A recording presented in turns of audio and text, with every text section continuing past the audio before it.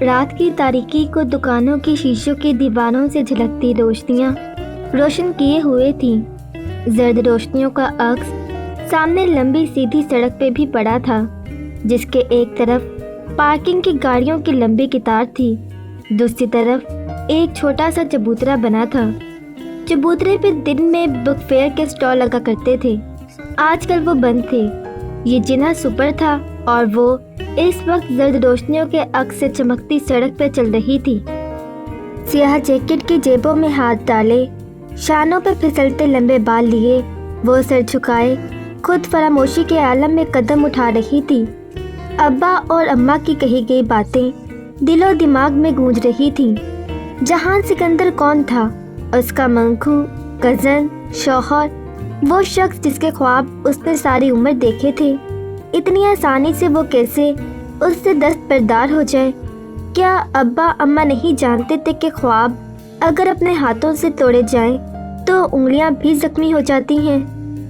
پھر کیسے وہ خود کو زخم دے اگر وہ جہان یا سبین پھپھو کے لیے کوئی انچاہا رشتہ تھی تو بھی ان کو صفائی کا ایک موقع دیے بغیر کیسے خود کو ان سے الگ کر لے؟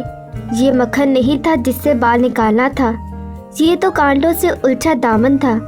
اگر کھینچ کر الگ کیا تو دامن پھٹ جائے گا، اور اگر کانٹے نکالنے کی کوشش کی تو انگلیاں زخمی ہو جائیں گی۔ مگر کیا پتا اس کانٹوں کے پودے پہ گلاب بھی کھلتے ہوں، سرخ گلاب، سبز پتے، خوشیوں اور خوابوں کے۔ وہ سیٹی کی تیز آواز تھی جس نے اسے خیالوں کے ہجوم سے نکالا۔ اس نے چونک کر سر اٹھایا۔ وہ 3 لڑکے تھے، جینس اور جیکٹس میں ملبوس۔ وہ مختلف سمتوں سے اس کی طرف آ رہے تھے، یوں کہ ہر طرف وہی تھے، گھیرا، نرگا، تنگ دائرہ۔ جگہ قدرے سنسان تھی، خالی چبوترا تاریکی میں ڈوبا تھا۔ جگمگاتی روشن دکانیں ذرا دور تھی، اس کا دل دھک سے رہ گیا۔ وہ تیزی سے پلٹی، مگر ادھر سے بھی انہی کا کوئی چوتھا آ رہا تھا۔ وہ مبہم آوازیں نکالتے، معنی خیز اشارے کرتے اس کے ارد گرد گھیرا تنگ کر رہے تھے۔ دبی آوازوں کا شور اس کو گھیرنے لگا تھا۔ وہ قریب آتے 2 لڑکوں کے درمیان سے تیزی سے سر جھکائے گزرنے لگی، مگر دائیں والے لڑکے نے سبک رفتاری سے اس کی کلائی کو تھام کر اپنی جانب کھینچا۔ ابھی اس کے لبوں سے چیخ بھی نہیں نکلی تھی کہ آگے بڑھنے والا خود بوکھلا کر پیچھے ہٹا۔ ٹنگ کی زوردار آواز کے ساتھ کسی نے اس لڑکے کے سر کے پیچھے حصے پہ کچھ مارا تھا۔ مرن جوگے، باجی کو تنگ کرتے ہو، چھوڑوں گی نہیں میں تمہیں۔ وہ اونچی لمبی ہٹی کٹی سی ڈولی ہاتھ میں پکڑا فرائنگ پین گھما گھما کر ان کو مار رہی تھی۔ حیا ہکا بکا سی 2 قدم پیچھے ہوئی، جس کو لگا تھا وہ سر پکڑے بلبلاتا ہوا پیچھے بھاگا۔ باقی 2 بھی اسی کے ساتھ ہی دوڑے۔ ایک نے ذرا پھرتی دکھا کر ڈولی کو لات مارنی چاہی۔ ڈولی نے اسی فرائنگ پین کو گھما کر ایسی ضرب دی کہ اس لڑکے کا گھٹنا چٹک اٹھا، شاید ٹوٹ گیا تھا۔ کم از کم اس کی چیخ سے تو حیا کو یہی لگا تھا، اور وہ لنگڑاتا ہوا بھاگ اٹھا۔ آئے بڑے سالے، ڈولی سے پنگا لیتے ہیں؟ وہ فاتحانہ ہاتھ جھاڑتے ہوئے اب حیا کی طرف مڑا۔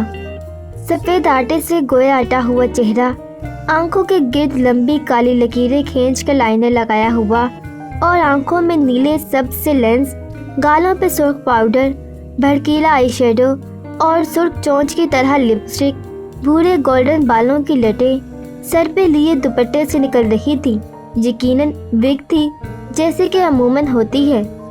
پہلی دفعہ جب اس نے ڈولی کو دیکھا تھا اسے کراہیت آئی تھی، دوسری دفعہ خوف، اور اس روز ٹریفک جیم پہ اسے دیکھ کر غصہ آیا تھا، اور آج کچھ بھی نہیں۔ وہ خاموشی سے تیز تیز سانس لیتی اس کو دیکھ رہی تھی۔ چھوڑو جی ان حرام خوروں کو باجی، ان کا تو کام یہی ہے۔ میں بھی بڑی دیر سے تار رہی تھی ان کو، پر مجھے کیا پتا تھا کہ اپنی باجی جی کو تنگ کر رہے ہیں۔ آئے بڑے۔ وہ پوری بات سنے بغیر ہی پلٹ گئی، سینے پہ بازو لپیٹے، سر جھکائے، تیز تیز قدموں سے چبوترے کی جانب بڑھنے لگی۔ ایک خواجہ سرا کے ساتھ رات کے اس پہر سڑک پہ کھڑے ہونا قطعاً درست نہ تھا۔ ارے باجی جی، گل تو سنو۔ وہ اس کے پیچھے لپکا، حیا چلتے چلتے رکی اور پلٹ کر سنجیدگی سے اسے دیکھا۔ کیا ہے؟ اس کا مومی چہرہ دکانوں کی زرد روشنیوں میں دمک رہا تھا۔ ہائے ربا، باجی جی تسی کتنے سونے ہو جی۔ وہ دونوں ہاتھ رخساروں پہ رکھے خوشی سے چہکا۔ اس سے کراہیت آئی، نہ خوف، بس چپ چاپ اسے دیکھے گئی۔ شکریہ ہی کہتو جی۔ شکریہ اور کچھ؟ اس کا انداز سپاٹ تھا۔ تسی تو ناراض لگتے ہو جی۔ ڈولی، تم کیوں ہر جگہ میرے پیچھے آتے ہو؟ ہاں تو ٹینشن تو نہیں دیتی تانوں، ہمیشہ مدد ہی کیتی ہے۔ تمہیں کس نے کہا ہے میری مدد کو؟ کس نے تمہیں میرے پیچھے لگایا ہے؟ بولو، جواب دو۔ ڈولی کا منہ آدھا کھل گیا۔ لینس لگی آنکھوں میں پہلے حیرت اور پھر آنسو تیرنے لگے۔ کسی نے نہیں جی۔ بڑی دیر بعد وہ دکھ سے بولا، مجھے آپ اچھی لگتی ہیں، اس لیے آپ کا خیال رکھتی ہوں۔ آپ کو برا لگتا ہے تو نہیں آؤں گی۔ دفعتاً حیا کا فون بجا۔ اس نے چونک کر ہاتھ میں پکڑے موبائل کو دیکھا۔ اس پہ پرائیویٹ نمبر کالنگ لکھا آ رہا تھا۔ وہ پیر پٹک کر چبوترے کی طرف آئی اور پاؤں لٹکا کر بیٹھ گئی۔ فون ابھی تک بج رہا تھا۔ اس نے فون کان سے لگایا اور ڈولی کو دیکھا جو چھوٹے چھوٹے قدم اٹھاتا سسکتا ہوا اس تک آ رہا تھا۔ ہیلو، ہیلو مس حیا، کیسی ہیں آپ؟ وہ میجر احمد تھا۔ اس کی آواز کے پیچھے بہت شور تھا۔ ڈولی آہستہ سے اس سے ذرا فاصلے پر چبوترے پہ بیٹھ گیا۔ سر جھکائے وہ ہتھیلی سے آنسو پونچھ رہا تھا۔ خدا کے لیے مجھے فون مت کیا کریں، اور یہ جو بندے آپ نے میرے پیچھے لگائے ہیں نا، میں ان میں سے ایک ایک کا خون کر دوں گی، اور اس سب کے ذمہ دار آپ ہوں گے۔ میں شادی شدہ ہوں اور جلد ہی اپنے شوہر کے پاس چلی جاؤں گی۔ میرا پیچھا چھوڑ دیں، سمجھے آپ؟ مزید کچھ سنے بغیر اس نے فون رکھ دیا۔ تسی گھر بار والے ہو جی؟ ڈولی نے چہرہ اس کی طرف اٹھایا۔ ہاں، تمہارے اس میجر نے تمہیں بتایا نہیں کیا؟ اسی نے میرے پیچھے لگایا ہے نا تمہیں۔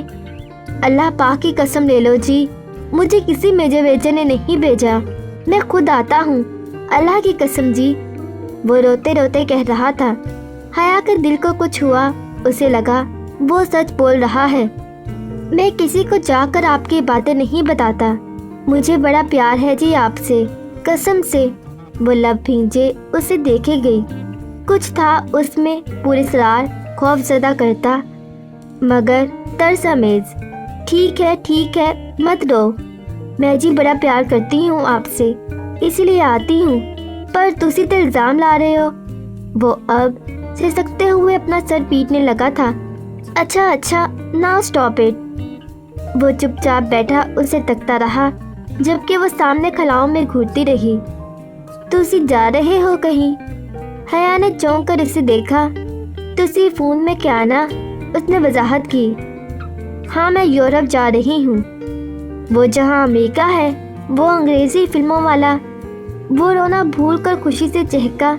شاید وہ واقعی ایک عام سا خواجہ سرا تھا، یا پھر کوئی مکار اداکار۔ ہاں وہی، اس نے تردید نہیں کی۔ ادھر کون ہے جی؟ میرا شوہر رہتا ہے وہاں۔ وہ اب سامنے روشن دکانوں کی کتاروں کو دیکھ رہی تھی۔ کیسا ہے جی تہاڈا شوہر؟ میں نہیں جانتی ڈولی، اگر میں جانتی ہوتی تو آج ادھر نہ بیٹھی ہوتی۔ اس کی لمبی پلکیں ذرا سی بھیگی، بڑی بڑی سیاہ آنکھوں میں پانی تیرنے لگا تھا۔ پر جی تم دعا کرو ڈولی، وہ مجھے مل جائے۔ وہ آنکھوں کی نمی چھپاتی اٹھ کھڑی ہوئی۔ ڈولی نے سر اٹھا کر دیکھا۔ وہ انگلی کی نوک سے آنکھ کا کنارہ صاف کرتی سڑک کی طرف جا رہی تھی۔ ڈولی کی آنکھوں میں بے پناہ اداسی اتر آئی۔ خدا کرے وہ تمہیں کبھی نہ ملے حیا سلیمان، خدا کرے تم اس سے مایوس ہو کر جلدی واپس آ جاؤ، اور خدا کرے تم ادھر جا ہی نہ سکو۔ وہ تیز تیز قدم اٹھاتی آگے بڑھ رہی تھی جب اس نے ڈولی کو کہتے سنا، مگر نہیں، وہ ڈولی کی آواز نہیں تھی، وہ کسی مرد کی آواز تھی، بھرپور، خوبصورت اور اداس، ایسی آواز جو اس نے پہلے کبھی نہیں سنی تھی۔ وہ میجر احمد کی آواز سے زیادہ خوبصورت تھی، اور اس میں جہاں سکندر کی اجنبی آواز جیسی بے رخی بھی نہ تھی۔ اس کے قدم زنجیر ہو گئے۔ تیزی سے اس نے گردن موڑی۔ دور اندھیرے میں ڈوبا چبوترا خالی تھا۔ وہاں دور دور تک کسی کا نام و نشان نہیں تھا۔ زندگی میں پہلی بار اس کے اندر ڈولی سے دوبارہ ملنے کی خواہش نے جنم لیا تھا۔ اسے جاننا تھا کہ ڈولی کون ہے، کیا ہے، کیوں ہے۔ اس رات وہ بامشکل 2-3 گھنٹے تک سو سکی تھی۔ پھر فجر کی اذان سے بھی پہلے تیار ہو کر وہ ڈپلومیٹک انکلیو پہنچ گئی کہ ختیجہ کی بار بار کال آ رہی تھی۔ شکر ہے آپ آ گئیں۔ ختیجہ اسے باہر ہی مل گئی۔ اس کی اینک کے پیچھے چھپی آنکھیں فکر مند لگ رہی تھیں۔ حیا سادہ شلوار قمیض اور سیاہ جیکٹ میں ملبوس تھی۔ لمبے کھلے بال کانوں کے پیچھے اڑستے ہوئے وہ ختیجہ تک آئی۔ اب کدھر جانا ہے؟ اندر، یہ شٹل لے لیتے ہیں، یہ ٹرکش ایمبیسی تک پہنچا دے گی۔ تبھی ایک عمر رسیدہ صاحب اور خاتون تیزی سے شٹل کی طرف بڑھتے دکھائی دیے۔ میری چھٹی حس کہہ رہی ہے کہ یہ انکل آنٹی بھی ٹرکش ایمبیسی جا رہے ہیں۔ حیا جلدی کریں، ہمیں پہلے 15 میں سے ہونا ہے۔ وہ حیا کا ہاتھ پکڑ کر آگے بڑھی، پھر خیال آنے پہ پوچھ لیا، اندر آئی ڈی کارڈ سے انٹری ہوگی، آپ آئی ڈی کارڈ اور پاسپورٹ لائی ہیں نا؟ اور حیا کا دماغ بھگ سے اڑ گیا۔ وہ رات اتنی ڈسٹرب رہی کہ بھول ہی گیا کہ پاسپورٹ تو مجھے آج ملنا تھا، وہ تو ابھی بنا ہی نہیں ہے۔ حیا، ختیجہ منہ کھولے ہکا بکا اسے دیکھ رہی تھی۔ نہیں، آئی ایم ریئلی سوری، میرے پاس پاسپورٹ نہیں ہے۔ اس کا سر گھومنے لگا تھا۔ وہ اتنی بڑی غلطی کیسے کر سکتی تھی؟ آپ کے پاس پاسپورٹ نہیں ہے تو آپ خود کیوں آئی ہیں؟ آپ کی وجہ سے میرا اسکالرشپ بھی رہ جائے گا، اتنا احساس ہے آپ کو؟ وہ پھٹ پڑی تھی اور حیا جو اتنی مغرور اور خود پسند تھی، جس کی شخصیت سے لباس تک ہر شے پرفیکٹ ہوتی تھی اور جس کی مثالیں اس کی کلاس فیلو دیا کرتی تھی، وہ ایک دم رو پڑی۔ آئی ایم سوری ختیجہ، میرے کچھ پرابلمس تھے، میری لائف بہت ڈسٹرب ہو گئی ہے۔ وہ جلدی بے اختیار امڑنے والے آنسو صاف کرنے لگی۔ It's okay Khatija, I'm sorry, مگر آپ جائیں، میں کل ٹرائی کر لوں گی۔ ختیجہ چند لمحے خاموش رہی، پھر آہستہ سے بولی، اپنا آئی ڈی کارڈ مجھے دیں۔ جی، اپنا آئی ڈی کارڈ مجھے دیں اور واپس جا کر پاسپورٹ آفس سے اپنا پاسپورٹ اٹھا کر لائیں۔ امید ہے آئی ڈی کارڈ سے آپ کی انٹری ہو جائے گی اور ہماری باری آنے تک آپ واپس پہنچ جائیں گی۔ مگر پاسپورٹ آفس تو پنڈی میں ہے اور مجھے تو جاتے ہوئے بھی 1 گھنٹہ لگ جائے گا، اور پاسپورٹ آفس تو کھلے گا ہی 9 بجے، جبکہ ایمبیسی 7 بجے کھل جائے گی۔ اس نے فکر مندی سے کلائی پہ بندھی گھڑی دیکھی۔ یہ ناممکن ہے، میں کبھی بھی اتنی جلدی واپس نہیں پہنچ پاؤں گی کہ پہلے 15 میں سے ہو سکوں۔ حیا، میں نے زندگی میں ایک ہی بات سیکھی ہے کہ انسان کو کوئی چیز نہیں ہرا سکتی جب تک کہ وہ خود ہار نہ مان لے۔ آپ ابھی سے ہار مان لینا چاہتی ہیں؟ لائیں، آئی ڈی کارڈ دیں، مجھے ان انکل آنٹی سے پہلے پہنچنا ہے۔ وہ اس کے ہاتھ میں پکڑا آئی ڈی کارڈ جھٹ کر شٹر کی طرف دوڑتی ہوئی چلی گئی۔ اس نے آنکھوں کے کنارے پہنچے اور پھر کلائی پہ بندھی گھڑی کو دیکھا۔ کیا اس کا ویزا لگ جائے گا یا ڈولی کی بددعا پوری ہو جائے گی اور وہ کبھی ترکی نہیں جا سکے گی، اسے کبھی جہاں سکندر نہیں مل سکے گا؟ مگر ختیجہ نے کہا تھا، انسان کو کوئی چیز نہیں ہرا سکتی جب تک کہ خود ہار نہ مان لے، اور اس نے سوچا وہ اتنی آسانی سے ہار نہیں مانے گی۔ بے دردی سے آنکھیں رگڑ کر وہ گاڑی کی طرف لپکی تھی۔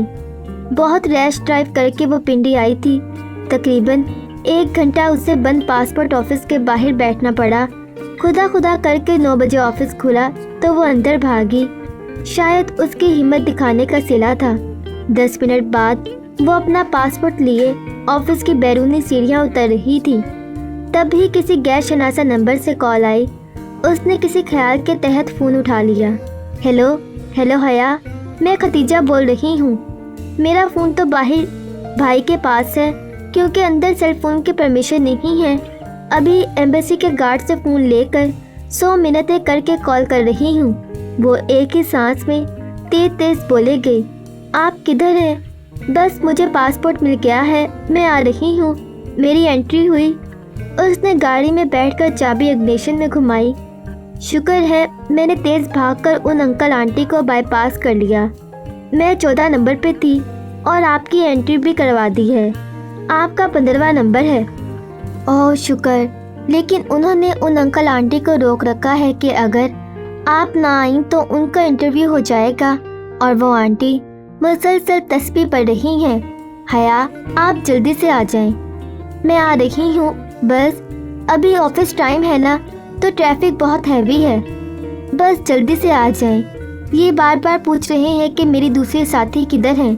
बस थोड़ी देर और। उसने एक्सेलेरेटर पर दबाव बढ़ाया। ट्रैफिक हस्बे मामूल बहुत फंसा हुआ था। बेपनाह रश, हॉर्न का शोर, बंद सिग्नल, फंसी हुई गाड़ियाँ। वो बार बार फिक्रमंदी से कलाई पे बंदी खड़ी देखती और फिर सुस्त रवि से चलते ट्रैफिक को बामुश्किल मरी रोड से निकल पाई तो सुकून का सांस लिया। मामूल की चेकिंग के बाद वो 11 बजे तक उस ओपन एयर लाउंज में पहुंच पाई जहां खतीजा थी। तुर्क रग्स, मखसूस तुर्क ब्लू आई और तुर्की के नक्शों से वो लाउंज सजाया गया था। खतीजा एक सोफे पर मुंतज़िर परेशान सी बैठी थी। उसे देखते ही उठ खड़ी हुई। शुक्र है आप आ गई हया। उन्होंने सबके इंटरव्यू रोक रखे हैं, पहले हमारा होगा। अच्छा, मगर क्यों? लेकिन क्यों का जवाब सुनने का वक्त नहीं था और फिर उनको इंटरव्यू के लिए कॉल कर लिया गया था। वो खुश शक्ल सा तुर्क डिप्लोमेट उनके इंतज़ार में बैठा था। वो खतीजा के आगे चलती हुई सामने हुई और अपनी फाइल शीशे की खिड़की के सुराख से अंदर दी। उसका दिल ज़ोर ज़ोर से धड़क रहा था। अगर उसका वीज़ा मुस्तरद हो गया तो उस ऑफिसर ने उनकी फाइलें उठाई, उनसे फॉर्म निकाले और फाइलें वापस बंद करके रख दी। अगर उसने वीज़ा देना होता तो उनका इंटरव्यू करता, कुछ तो पढ़ता, कोई सवाल तो पूछता। मगर वो बस सरसरी से फॉर्म को देखता रहा। तो क्या वो वाकई उसका वीज़ा मुस्तरद करने लगा था? फॉर्म पे एक निगाह दौड़ाकर उसने सर उठाया और संजीदगी से उन दोनों को देखा जो बिना पलक झपके सांस रोके उसको देख रही थी। आप किधर थी? मैं इतने दिनों से आपका वेट कर रहा था। उसने साथ ही मेज़ पे रखा एक कागज़ उठाया। मुझे सबांची यूनिवर्सिटी ने ये लिस्ट भिजवाई थी। इसमें आपके नाम है ताकि मैं आपका वीज़ा लगा दूं। खैर, वीज़ा कल तक स्टैंप हो जाएगा। आप में से कोई एक कल आकर दोनों पासपोर्ट पिक कर ले। शाम 4 बजे तक। राइट। फटे जज्बात से उनकी आवाज़ें नहीं निकल रही थी। दिल यूं धड़क रहा था गोया अभी सीना तोड़कर बाहर आ जाएगा। वो जैसे ही उसके ऑफिस से निकली एक साथ रुक गई और एक दूसरे को देखा। आई एम सॉरी हया। I am sorry Khadija. Bake वक्त दोनों के लबों से निकला था और फिर वो दोनों हंसते हुए एक दूसरे के गले लग गई। बिलाखिर उसे यकीन आ गया था कि हाँ, वो वाकई ही तुर्की जा रही है, वो भी पूरे 5 माह के लिए। वो तुर्की जहाँ वो रहता है, वो जो हमेशा से उसके दिल के साथ रहा था। वेलकम मी और सबान जी। मुझे खुश आमदीद कहो ए सबान जी। भाई तो चले गए होंगे मुझे ड्रॉप करके। मैं आपके सेल से उनको कॉल कर लूँ कि वो मुझे पिक कर लें। डिप्लोमेटिक एंक्लेव से निकलते हुए खतीजा ने परेशानी जाहिर की तो उसने मुस्कुराते हुए सर झटका। नो प्रॉब्लम, मैं आपको ड्रॉप कर दूंगी खतीजा।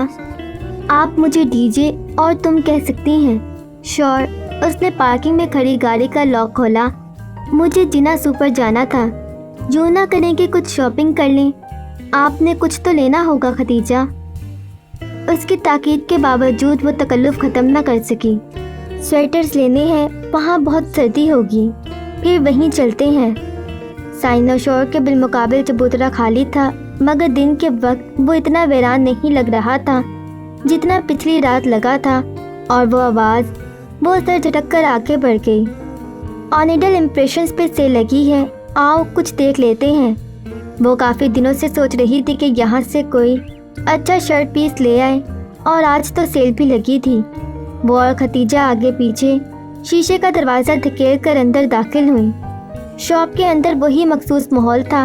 हीटर की गर्मी और बाहर की खनकी का मिला जुला तासुर, जर्द स्पॉटलाइट से चमकती छत और हर तरफ शोकेसेस पे फैले कढ़ाई वाले कपड़े। वो महफ सी स्टैंड पे लगे नमूने देखती आहिस्ता आहिस्ता कदम बढ़ा रही थी। सामने वर्क टेबल थी जिसके पीछे खड़ा मुस्तैद सेल्समैन उसे देखकर फौरन मुतवज्जा हुआ था। जी मैम, ये पिंक वाला दिखाएं जिस पे वाइट एम्ब्रॉयडरी है। उसने उंगली से पीछे रोल किए हुए थान की तरफ इशारा किया। सेल्समैन ने गर्दन फेर कर देखा। मैम, ये मैंने सामने रखा है, ये सामने ही पड़ा है। वो उससे चंद फुट बाएं जानिब इशारा कर रहा था जहाँ एक फैमिली खड़ी उसी कपड़े का मुआयना कर रही थी। ओह थैंक्स। वो चंद कदम चलकर बाएं जानिब आई जहाँ मेज़ पे वो खूबसूरत कढ़ाई वाला शर्ट का फ्रंट पीस फैला हुआ था। हया के बिल्कुल बाईं तरफ खड़ा एक नौजवान सर झुकाए हाथ में कपड़े को मसल कर चेक कर रहा था। उसके साथ एक नफीस मोहम्मद सी खातून और एक कम उम्र ऊंची पोनीटेल वाली लड़की खड़ी थी। मम्मी, ये पिंक वाला ले लेते हैं। सानिया भाभी का कॉम्प्लेक्शन फेयर है, उन पे सूट करेगा। क्यों भाई? वो अब नौजवान से राय मांग रही थी। हया न चाहते हुए भी उनकी तरफ मतवज्जा हो गई। उसे बस यही जल्दी थी कि कब वो शख्स उस कपड़े को छोड़े और वो उसे देख पाए। उस वक्त भी गुलाबी शर्ट का कपड़ा उस शख्स के हाथ में था। उसने हाथ में यूं पकड़ रखा था कि उसकी हथेली वाली तरफ ऊपर थी। हया उसके हाथ में पकड़े कपड़े को देख रही थी जब दफातन उसकी निगाहें कपड़े से उस शख्स की कलाई पे फिसलती गईं। वो बुरी तरह चौंकी। उसकी कलाई पर कांटे का सुर्ख गुलाबी सा निशान था, जैसे जला हो या कोई बर्थ मार्क। वो उसके साथ ही खड़ा था, गुलाबी कपड़े को हाथ में मसल कर चेक करता हुआ। वो मुकम्मल तौर पर अपनी फैमिली की तरफ मतवज्जा था। वो यहाँ से उसका नीम रुख देख सकती थी। वो दराज कद था, रंग साफ और आंखों पर फ्रेमलेस ग्लासेस थे। चेहरे पे मतानत और संजीदगी थी। जीन्स और जैकेट में मलबूस वो अच्छा खासा स्मार्ट नौजवान था। हया ने दोबारा उसके हाथ को देखा जिसमें उसने कपड़ा पकड़ रखा था। उसी पल उसकी बहन ने वो कपड़ा नरमी से अपनी जानिब खींचा। गुलाबी रेशम उसकी हथेली से फिसल गया। अब उसकी उंगलियां सामने थीं जिनके ऊपरी पोरों की कुदरती लकीर पे बुरी सी लकीर पड़ी थी। उसे बेइख्तियार शीशे में आई वो उंगलियां याद आईं। बहुत एहतियात से उसने इधर उधर देखा। खतीजा कदरे फासले पे खड़ी डमी का लिबास देख रही थी। आसपास कोई उसका जानने वाला नहीं था। यकीनन वो यहाँ तमाशा कर सकती थी। पिंकी, उसने दानिस्ता करीब खड़े नौजवान की तरफ चेहरा करके बाआवाज़ बुलंद पुकारा। वो अपनी बहन की सिमत देख रहा था। उसने शायद सुना ही नहीं। अलबत्ता उसकी बहन हया को अपनी जानिब देखता पाकर कुछ बोलते बोलते रुकी थी। पिंकी, उसने ज़रा ज़ोर से पुकारा। कम उम्र लड़की ने नासमझी से उसे देखा। उसकी वालदा भी बेटी की निगाह के ताक़ुब में उस तरफ देखने लगी थी। उन दोनों के यूं रुक कर हया को देखने के बाइस उस नौजवान ने गर्दन मोड़ी। हया ने देखा उसका चेहरा झुलसा हुआ था। झुलसने का निशान बहुत गहरा न था, बस इतना कि आधा चेहरा साफ गंदमी रंगत का लगता तो दूसरा हिस्सा गहरा सांवला। पिंकी, डोली कहाँ है? वो सीने पे बाजू लपेटे बड़े तीखे अंदाज में बोली, और चूँकि वो उस नौजवान की आंखों में देखकर बोली थी तो वो ज़रा सा उलझ गया। सॉरी, मैंने पूछा है डोली कहाँ है? कौन? मैं समझा नहीं। वो धीमे मगर उलझे हुए लहजे में बोला। अगर आपके दिमाग में चोट आने की वजह से आपकी याददाश्त खो गई है तो बेफिक्र रहिए, मैं आपको याद कराई देती हूँ। डोली आपका वो ख्वाजा सरा दोस्त है जिसके साथ मिलकर आप रोज़ ख्वाजा सरा बने सड़क पर भीख मांग रहे थे। पिंकी नाम बताया था आपने अपना, नहीं? उसकी पेशानी शिकन नलूता हो गई। आंखों में गुस्सा दर आया, ताहम वो ज़रा बर्दाश्त करके बोला, मैडम, आपको कोई गलत फहमी हुई है। मैं आपको जानता तक नहीं हूँ, मगर मैं आपको अच्छी तरह जानती हूँ। ये आपकी उंगलियों पे निशान मेरी गाड़ी की खिड़की के शीशे में फंसने का बाइस ही आए थे। मुझे याद है मिस्टर। आप कौन हैं और प्रॉब्लम क्या है आपको? वो लड़की मजीद बर्दाश्त नहीं कर सकी थी। मैं वो हूँ जिसने आपके इन भाई साहब को ख्वाजा सरे बने देखा था। इट्स इनफ, उस नौजवान ने गुस्से से खड़का। मैं शराफत से आपकी बकवास सुन रहा हूँ और आप बेलगाम होती जा रही हैं। इससे आगे अगर आपने कोई फजूल कोई की तो अच्छा नहीं होगा। इतनी ही शराफत है आप में तो ख्वाजा सरा क्यों बने हुए थे? किसी ने उसके अकब में कहा तो वो चौंकी। खतीजा बहुत एतमाद से कहती उसके बराबर आन खड़ी हुई थी। हया को एकदम ही जैसे ढारस सी मिली। आपका दिमाग खराब है, अपनी बहन को समझाएं। मेरे भाई से तारुफ का अच्छा बहाना ढूंढा है उन्होंने। लड़की भड़क कर बोली। शॉप में बहुत से लोग सब कुछ छोड़कर उनको देख रहे थे। तारुफ माय फुट, जवाबन खतीजा भी ऊंची आवाज में बोली। आपके भाई को मैंने भी ख्वाजा सरा बना देखा था। मैं अभी 10 और लोग ला सकती हूँ जो इस बात की गवाही देंगे। अजीब खातून हैं आप, ख्वामखा तंग किए जा रही हैं। ये तारुफ के बहाने किसी और के सामने जाकर बताइए। सर, मैडम, शॉप का मैनेजर तेजी से उनकी तरफ आया था। प्लीज आप इधर तमाशा ना करें, दूसरे कस्टमर्स डिस्टर्ब। और मैनेजर साहब, अब उसने उस नौजवान का चेहरा देखा तो शनासाई भरी हैरत से बोला, बहुत माजरत सर, आप मोहतरमा। वो हया की तरफ मुड़ा। आप प्लीज शोर ना करें, अगर आपने खरीदारी नहीं करनी तो आप जा सकती हैं। हया के तो तलबों पे लगी, सर पे पूछी, आप होते कौन हैं मुझे शॉप से निकालने वाले? अहमद भाई, चलें हम ही चलते हैं, इनका तो दिमाग खराब है। लड़की ने खफकी से उसे देखते हुए कपड़ा फेंका और पलटी। वो नौजवान एक तनफ्फुर भरी निगाह उस पर डालकर अपनी माँ का शाना थामे दरवाजे की तरफ बढ़ गया। हया ने चौंक कर उसे देखा। अहमद भाई। मेजर साहब, तौबा है इन आजकल की लड़कियों की। वालदा साहिबा मुसलसल नापसंदीदगी से बड़बड़ाती निकल गईं। वो लब भींचे खड़ी उन्हें जाते देखे गई। उसे उस शख्स के मेजर अहमद होने में कोई शुबा नहीं रह गया था। हया, इससे पहले कि मैनेजर हमें धक्के दे के निकाले, हम भी खिसक जाएं। डीजे ने उसके करीब सरगोशी की तो वो चौंकी, फिर सर झटककर आगे बढ़ गई। बाहर खुली फजा में आकर उसने बेइख्तियार कहा था, थैंक यू डीजे। और ये वो पहली दफ़ा था जब उसने खतीजा को उसके मारूफ नाम से पुकारा था। डीजे बेसाख्ता हंसती।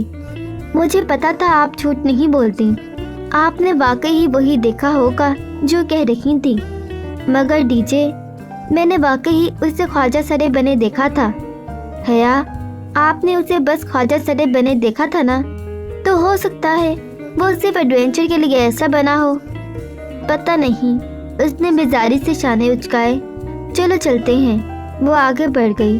उसका दिल हर शय से उचाट हो गया था। 28 जनवरी को उसे एतिहाद एयरलाइंस का टिकट ईमेल कर दिया गया जिसका उसको प्रिंट आउट निकलवाना था। फिर उसी टिकट पर उसे 5 फरवरी की सुबह इस्तांबुल के लिए रवाना होना था। शाम में वो इलम से उसका ईवो मांगने ताया फुरकान के घर आई थी। उसका नेट काम नहीं कर रहा था और अब्बा अभी ऑफिस से नहीं आए थे, वरना उनका इस्तेमाल कर लेती। खतीजा का पैगाम आया था कि सुबानची यूनिवर्सिटी ने हॉस्टल का इलेक्ट्रिक फॉर्म पुर करने के लिए भेजा है, सो वो मेल चेक कर ले। ताया फुरकान लॉन में बैठे अखबार पढ़ रहे थे। उसे आता देखकर मुस्कुराए। आ गई ताया की याद?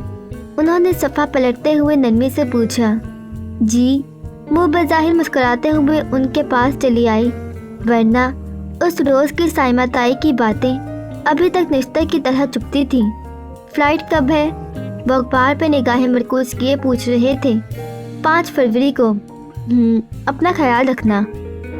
वैसे बेटियों को तन्हा इतना दूर भेजना नहीं चाहिए। सुलेमान का हौसला है भाई। खैर, तुम तुर्की में अपने लिबास और इक़दार का ख्याल रखना।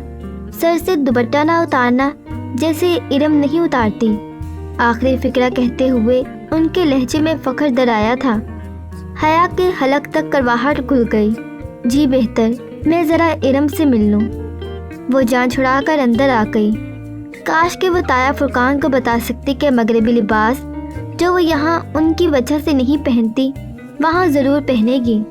اس نے بہت سے ٹاپس اور جینز خرید کر اپنے سامان میں رکھ لیے تھے، اور رہی سر ڈھکنے کی بات تو وہ خیر سے زبانچی میں سختی سے حرام تھا۔ شکر ایرم کمرے میں نہیں تھی، باتھ روم کا دروازہ بند تھا اور اندر سے پانی گرنے کی آواز آ رہی تھی۔ وہ بے دلی سے اس کے بیڈ پہ بیٹھ گئی۔ ایرم شاور لینے میں بہت دیر لگاتی تھی، سو مجبوراً اسے انتظار کرنا تھا۔ دفعتاً سیل فون کی گھنٹی بجی۔ حیا چونکی۔ ایرم کا سیل فون اس کے ساتھ ہی تکیے پر رکھا تھا۔ اس نے گردن جھکا کر دیکھا، سیل فون کی روشن اسکرین پر ایک نیا پیغام جگمگا رہا تھا، ساتھ ہی بھیجنے والے کا نام لکھا آ رہا تھا، حیا سلیمان۔ وہ بے یقینی سے فون کی اسکرین کو دیکھے گئی۔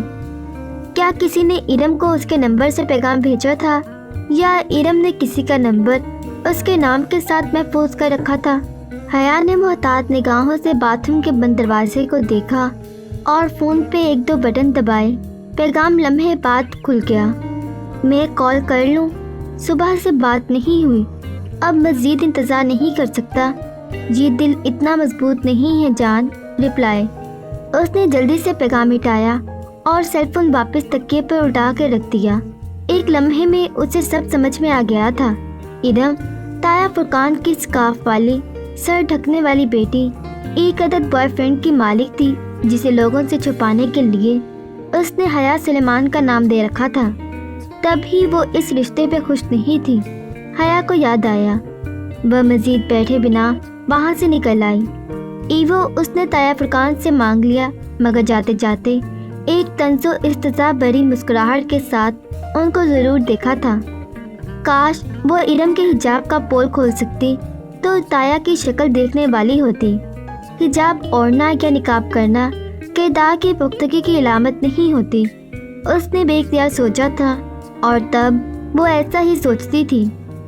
سبانچی یونیورسٹی نے اسے اس کے ہاسٹل کے متعلق ترجیحات جاننے کے لیے ایک سوال نامہ بھیجا تھا۔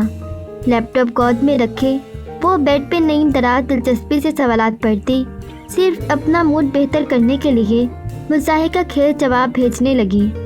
کیا آپ اپنی کسی ہم وطن ایکسچینج اسٹوڈنٹ کے ساتھ کمرہ شیئر کرنا چاہیں گی؟ بالکل بھی نہیں۔ اس کی انگلیاں تیزی سے لیپ ٹاپ کی کنجیوں پہ حرکت کر رہی تھی۔ کیا آپ اسموکنگ کرتی ہیں؟ بالکل کرتی ہوں۔ ڈرنک کرتی ہیں؟ وہ بھی کرتی ہوں۔ آپ کس قسم کی طبیعت کی مالک ہیں؟ سخت جھگڑالو اور خونخوار۔ وہ مسکراہٹ دبائے جواب لکھ رہی تھی۔ جب صفحہ ختم ہوا تو اس نے نیکسٹ کا بٹن دبایا۔ سوچ رہی تھی کہ اگلے صفحے کے جوابات پر کر کے اس فارم کو منسوخ کر دے گی۔ اس فارم کو جمع کروانے کا قطعاً اس کا ارادہ نہ تھا، مگر جب نیکسٹ دبانے پہ اگلے صفحے کے بجائے فارم فل کرنے کا شکریہ، ہم آپ کا ڈورم الاٹ کرتے وقت آپ کی دی گئی ترجیحات کا خیال رکھیں گے، لکھا آیا تو اس کی مسکراہٹ غائب ہو گئی۔ لعنت ہو تم سب پر۔ وہ جھنجھلا کر اٹھی اور لیپ ٹاپ ایک طرف رکھا۔ فارم سبانچی کو جا چکا تھا اور اس کا پہلا ہی تاثر کتنا برا پڑا ہوگا وہ جانتی تھی۔ اس کی پیکنگ ابھی نامکمل تھی۔ اس نے ایک نگاہ کھلے سوٹ کیسز اور بکھری اشیاء پر ڈالی، پھر کچھ سوچ کر باہر آئی۔ لاؤنج خالی تھا۔ حیا نے ٹیلی فون اسٹینڈ پہ رکھی ڈائری اٹھائی اور صفحے پلٹنے لگی۔ اس کے صفحے پہ 4 سطور میں سبین پھپھو کے گھر کا پتہ اور ایک فون نمبر لکھا تھا۔ اس نے وہ صفحہ پھاڑا اور تہہ کر کے مٹھی میں دبا لیا۔ ایک دفعہ جہان سکندر اسے مل جائے، پھر وہ ان بیتے ماہ و سال کا حساب ضرور لے گی۔ وہ واپس بیڈ پہ آ کر بیٹھی اور سامنے لیپ ٹاپ پہ کھلے پڑے میل باکس کو دیکھا۔ وہاں اب ایک نئی ای میل کا نشان جگمگا رہا تھا، national response centre for cyber crime. اس نے قدرے الجھ کر اس ای میل کو دیکھا اور کھولا۔ بھلا اب سائبر کرائم سیل والے اس سے کیوں رابطہ کر رہے تھے؟ صفحہ کھل گیا اور وہ جیسے جیسے پڑھتی گئی اس کی آنکھیں حیرت سے پھیلتی گئیں۔ یہ ای میل سائبر کرائم سیل سے حیا کی اس ای میل کے جواب میں آئی تھی جو چند روز قبل اس نے بطور شکایت بھیجی تھی اور جس میں اس نے ویڈیو کالز کا ذکر کیا تھا۔ اب اس کے جواب میں ہیلپ ڈیسک آفیسر نے اس کو ایک باقاعدہ کمپلینٹ فارم بھیجا، جس کو بھرنے کے ساتھ ساتھ اسے اپنا فون نمبر، گھر کا پتہ، شناختی کارڈ نمبر وغیرہ لکھ کر بھیجنے تھے۔ یہ فارم FIR کے مترادف تھا، سو تمام تفصیلات ضروری تھیں۔ وہ یکٹک اس فارم کو دیکھے گئی۔ اگر سائبر کرائم سیل نے اسے جواب اب دیا تھا تو وہ پرائیویٹ نمبر سے آنے والی کال، وہ میجر احمد کا آفس، وہ سب کیا تھا؟ کیا اسے بے وقوف بنایا گیا تھا؟ کیا واقعی وہ اصلی میجر تھا؟ یا مگر پھر اس کے پاس اس ویڈیو کو مکمل طور پر انٹرنیٹ سے ہٹوانے کی طاقت اور اثر و رسوخ کیسے آیا؟ وہ الجھتے ذہن کے ساتھ جلدی جلدی جواب ٹائپ کرنے لگی۔ اسے سائبر کرائم سیل کو مختصر الفاظ میں یہ یقین دہانی کروانی تھی کہ وہ ویڈیو اب ہٹ چکی ہے اور وہ اپنی شکایت واپس لے رہی ہے۔ اسے اب فوری طور پر ان خفیہ والوں سے پیچھا چھڑانا تھا۔ میل لکھ کر اس نے سینڈ کو دبایا اور پرسوچ نگاہوں سے اسکرین کو دیکھے گئی۔ میجر احمد کا تعلق سائبر کرائم سیل سے نہیں تھا، اس بات کا اس کو یقین ہو چلا تھا۔ ایئرپورٹ پہ ڈی جے بری طرح رو رہی تھی۔ اس کے والدین اس کے ساتھ کھڑے اسے تسلی دے رہے تھے۔ حیا کچھ دیر تو اسے چپ کروانے کی کوشش کرتی رہی، پھر عاجز سی ہو کر قدرے فاصلے پر جا کھڑی ہوئی اور جیکٹ کی جیبوں میں ہاتھ ڈالے بڑے سکون سے ڈی جے کو روتے دیکھتی رہی۔ آج اس نے شلوار قمیض میں سیاہ جیکٹ پہن رکھی تھی اور دوپٹہ مفلر کی طرح گردن سے لپٹا تھا۔ بس آج آخری روز تھا، پھر وہ ترکی میں اپنی مرضی کا لباس پہنے گی اور اپنی مرضی سے اکیلی ہر جگہ گھومے گی، بنا روک ٹوک، بنا طے فرقان یا ابا کی ڈانٹ کے خوف کے۔ اس وقت رات کے 11:30 بجے تھے اور ان کی فلائٹ اگلی صبح 4 بجے کی تھی۔ کتنا روتی ہے یہ، تم خیال رکھنا اس کا۔ سلیمان صاحب کو ڈی جے کے مسلسل رونے پہ کوفت ہونے لگی تھی۔ جب تک وہ واپس ہوئے ڈی جے روئے جا رہی تھی۔ اس کے آنسو تب جا کر تھمے جب اتحاد ایئر لائنس کی وہ پاکستانی نژاد آفیسر ان کے پاس آئی اور بہت شائستگی سے ان کو مخاطب کیا۔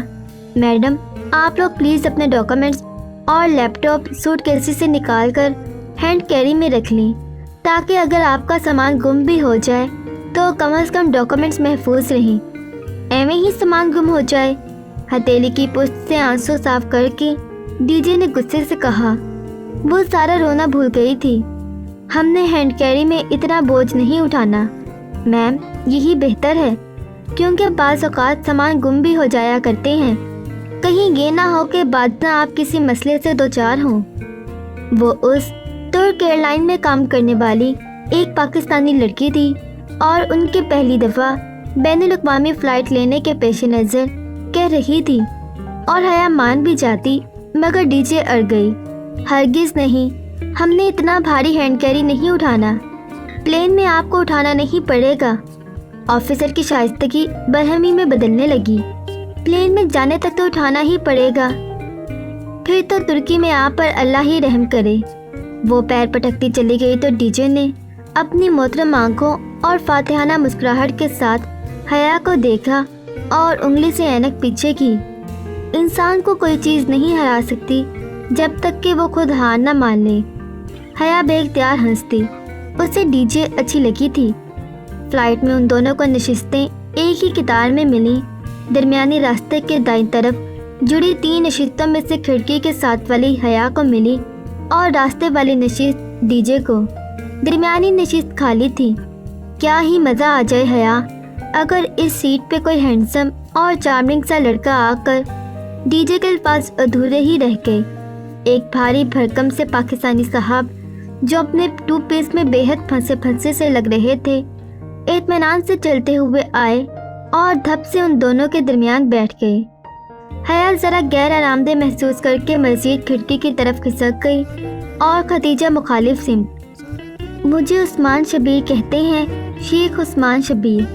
اپنی بھاری آواز میں وہ خوش دلی سے گویا ہوئے۔ نائس۔ حیا بظاہر اپنے چھوٹے سے گولڈن کلچ کو کھول کر کچھ تلاش کرنے لگی۔ یہ وہی کلچ تھا جو داور بھائی کی مہندی پہ اس نے گولڈن لہنگے کے ساتھ لیا تھا۔ گڈ۔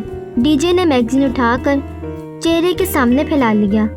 میں ترکی سے آیا ہوں، دراصل وہیں رہائش پذیر ہوں، میری بیوی اور بیٹا بھی وہیں رہتے ہیں۔ حیا مزید اپنے پرس پہ جھک گئی اور ڈی جے نے میگزین चेहरे के इतना करीब कर लिया कि उसकी नाक सफ़ात को छूने लगी। मगर वो मेरा बेटा नहीं है। जानती हो वो किसका बेटा है? मज़ीद नज़रअंदाज करना बेकार था। हया ने रुख उस्मान शबीर की जानिब मोड़ा और डीजे ने बेजारी से मैगज़ीन नीचे कर लिया। आप बताएं किसका बेटा है वो? उस्मान शबीर को शायद सदियों से किसी सामने की तलाश थी। वो अपनी दास्ताने हयात फ़ौरन ही शुरू कर बैठे। डीजे मुसलसल जमाइयाँ रोक रही थी और हया शदीद मतली महसूस कर रही थी। वो कल सुबह की जागी हुई थी और अब इस सुबह के 4:30 बज रहे थे।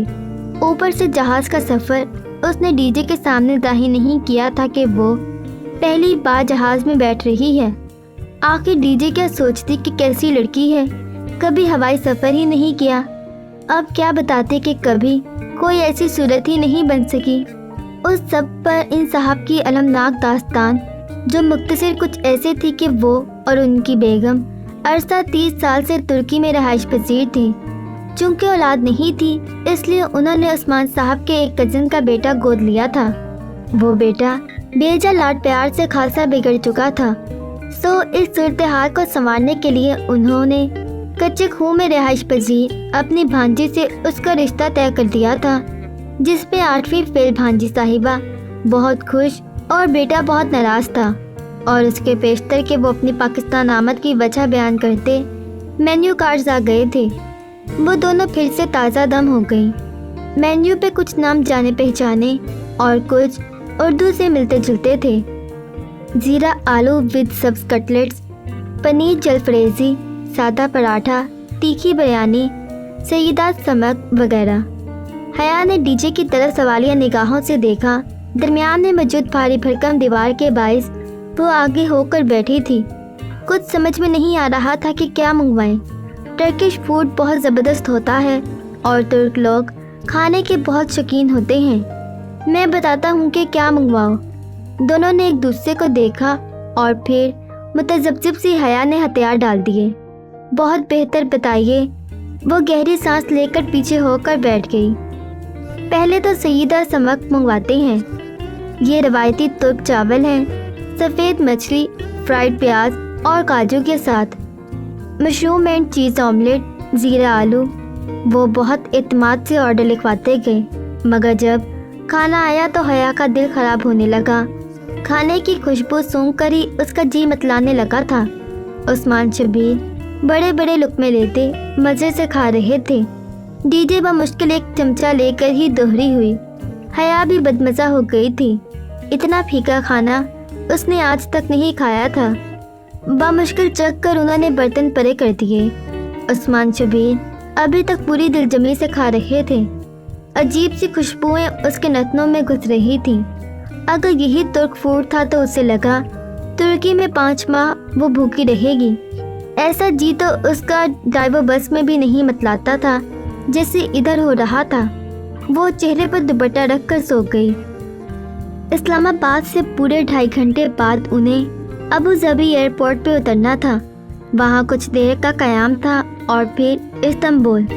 वहाँ उतरने से कबल खिड़की के पार ज़मीन का गोलाई में कटाव दिखाई देने लगा था। ज़मीन का वो कुर्रा इतना हसीन था कि उसकी सारी बेजारी और नींद भाग गई। वो महव सी जगटुक वो मंजर देखे गई। अबू धाबी एयरपोर्ट पर उन्होंने टर्मिनल 3 पर लैंड किया था। इस्तांबुल की फ़्लाइट उन्होंने टर्मिनल 1 से पकड़नी थी, मगर पहले घर फ़ोन करना था। वो दोनों आगे पीछे तेज तेज चलती कॉलिंग कार्ड खरीदने गई। 5 यूरोस का तसल्लात का कार्ड खरीद कर और फ़ोन बूथ की तरफ भागी। कितार में फ़ोन बूथ लगे थे। हया ने एक एक करके पहले तीनों पे कार्ड लगाने की कोशिश की, मगर कार्ड था कि डरने का नाम ही नहीं ले रहा था। उसे एयरपोर्ट पे फ़ोन बूथ इस्तेमाल करने का पहला तजर्बा था। कुछ समझ में नहीं आ रहा था कि क्या करे। हया, उस बंदे को देखो, जैसे ये कार्ड डाल रहा है वैसे ही डालो। डीजे ने उसे कोहनी मारी तो हया ने पलट कर देखा। चौथे बूथ पर एक शख्स उनकी तरफ पुश्त किए अपना कार्ड डाल रहा था। हया को दिखाई नहीं दे रहा था कि वो कौन सा तरीका इस्तेमाल कर रहा है। सो वो डीजे का हाथ थामे उसके सर पर जा पहुंची। वो रिसीवर कान से लगाए नंबर मिला रहा था। پلیز ہمیں یہ کارڈ ڈال دیں، میں اسے ڈال نہیں پا رہی۔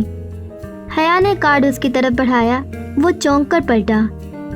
وہ سیاہ رنگت، گھنگرالے بالوں اور اونچے قد کا نسلاً حبشی تھا۔ اس نے ایک ہاتھ سے کارڈ لیتے ہوئے ان دونوں لڑکیوں پہ نگاہ ڈالی۔ ایک سیاہ لمبے بالوں اور بڑی آنکھوں والی خوبصورت سی لڑکی جو جیکٹ کی جیبوں میں ہاتھ ڈالے کھڑی تھی، دوسری بڑے چشمے اور ڈھیلی پونی والی لڑکی جس نے سویٹر طے کر کے بازو پہ ڈال رکھا تھا۔ دونوں منتظر سی اسے دیکھ رہی تھیں۔ اچھا میں ذرا بات کر لوں پھر؟ اسے شاید کان سے لگے ریسیور میں کوئی آواز سنائی دی تھی، تب بھی رخ موڑ گیا۔ وہ دونوں اسی طرح کھڑی اسے دیکھتی رہیں۔ ان سے وہ انگریزی میں مخاطب ہوا تھا، مگر اب فون پہ عربی میں بات کر رہا تھا۔ ڈی جے تو بور ہو کر ادھر ادھر دیکھنے لگی، مگر شریعہ ان لا کے 5 برسوں نے حیا کو عربی اچھی طرح سے سکھا دی تھی۔ انٹرنیشنل اسلامک یونیورسٹی میں اپنے LLB کے پہلے برس ان کو عربی ہی سکھائی جاتی تھی، اور ان کی کلاسز میں الجیرین اور مصری اساتذہ انہیں عربی میں ہی لیکچرز دیا کرتے تھے۔ میں استنبول آ رہا ہوں، وہ اب رخ پھیرے قدرے پریشانی سے کہہ رہا تھا۔